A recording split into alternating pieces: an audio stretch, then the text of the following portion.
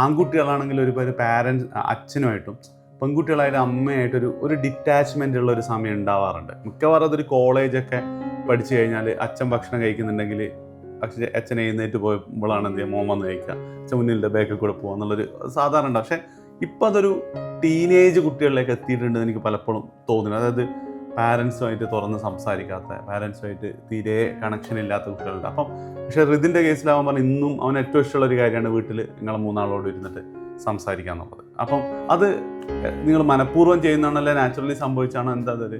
ഇത് ഞങ്ങൾ എല്ലാവരും പിന്നെ എംപ്ലോയീസ് ആയതുകൊണ്ട് നമ്മൾ എല്ലാവരും ഒരു സമയം കിട്ടുന്നതിന് വൈകുന്നേരമായിരിക്കും. അതെ, കാരണം ഷിഫ്റ്റ് ജോലിയിലാണ് രണ്ടുപേരും, ഞാനും പോയിക്കൊണ്ടിരുന്ന അവിടെ ഇപ്പോഴാണ് കുറച്ചൊക്കെ മാറ്റം വന്നത്.